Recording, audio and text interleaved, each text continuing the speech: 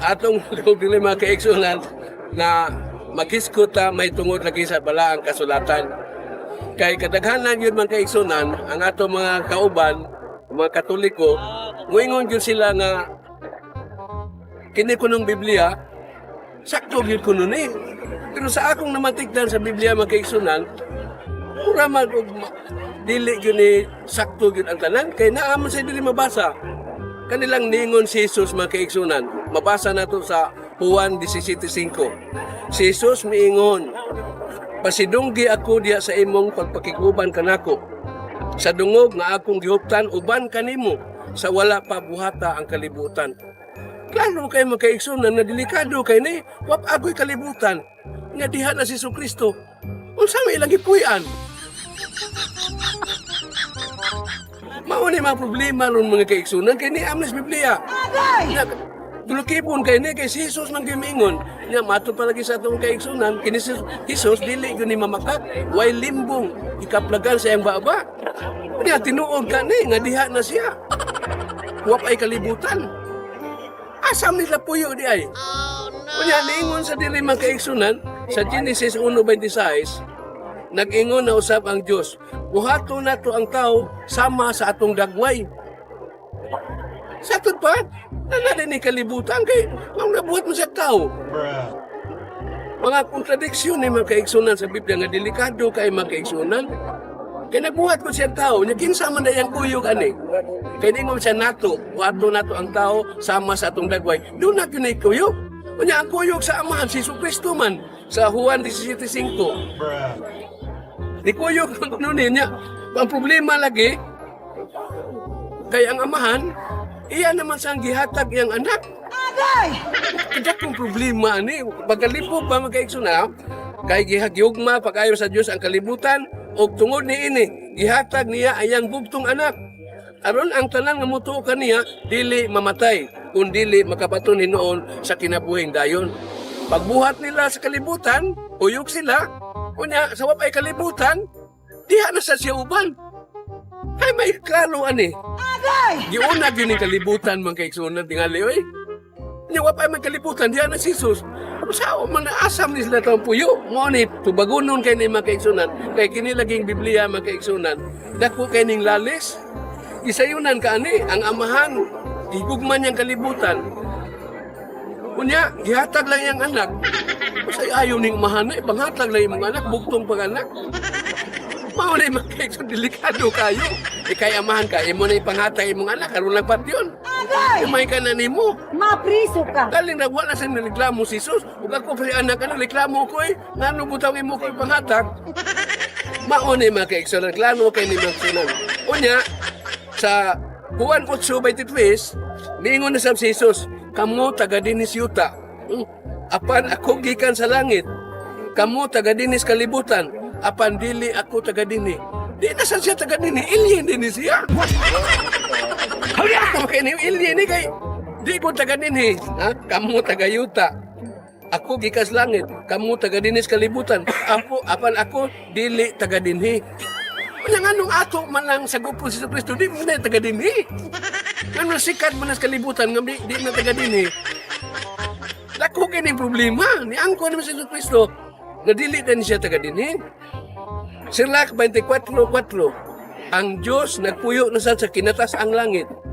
Ang iyang trono anaa diha sa usa ka lindog nga panganod. Tuwa di siya kinatas ang langit sa tud pakininday langit. Dunay ubos-ubos ani. Kay tuwa sa kinatasan. Ang problema daghan kining langit tingali.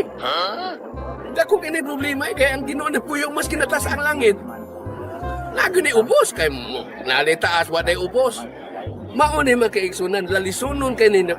Unya katawanan kay sa Hubay City. Gihikyan sa Dios ang amihan ng langit. Nay amihan ng langit o gibitay niya ang kalibutan sa kawanangan. Ang tuo katanim kaigsunan na gibitay sa Dios ang kalibutan sa kawanangan. Sa pagbitay ng kawanangan asam niya. Sa problema ha ani. Amot ka mo lang, no? Maubitaw si Presidente Duterte, maingon dyan mga kaigsunan. Kinigod ang Diyos sa mga kaigsunan na to. Ang Diyos ni Presidente Duterte, gitawag niya Universal God. Iya kuning gisulti sa Hunyo 25, 2018. Isulti gina niya, universal God ani. Nya ang nanaway siya, ang Diyos kuno sa Katoliko, Santo Niño kuno. Gamay kunong bata. Nya mao kuno na si Jesus. Nanaway siya sa Presidente Duterte. Mo na yung problema kay ni makaigsunan kay dinhi lagi sa Biblia, daghan kay lalisonon ani. Kay gisayunan ka na wa pay kalibutan. Kuyog na ni Kristo. Unya ang mga Katoliko dito mandining Maria na tao manday ni dito sa Bethlehem. Diyan na nindaan. Unya na tao pag yun dito sa Bethlehem. Sa panahon ni Hari Herodes. Sa tuot pa, purbisi man to si Hari Herodes. Naghari siya. Sa tuot pa kini si Kristo na tao ni, o Disyembre 25 man gani, purbisi. Kaya naghari ni si Herodes, purbisi man. Mao man kaigsunan nga daghan kay dinis Biblia makaigsunan ato gyud ning sabtunon kay daghan kay dinhi makaigsunan nga atong mabasa. Unya nakita na gyud ang yawa din nila makaigsunan na Mateo 16:22-23. Gidala ni Pedro si Jesus bahilayo sa uban ug ingnan dili unta ka na mahitabo kanimo Ginoo. Milingi si Jesus ug mingon kang Pedro pahawa Satanas. Si Pedro na ino na Satanas. Ano siya man doon ka istorya? Naningon man si Jesus, pahawa Satanas, nagbaro ka kanako, kay ang imong hunahuna, Pedro, hunahuna sa tao, ug dili sa Diyos. Kasi sila may ka-istorya, si Pedro na hinuon na yawa. Ay, magyayawa aning tinuod.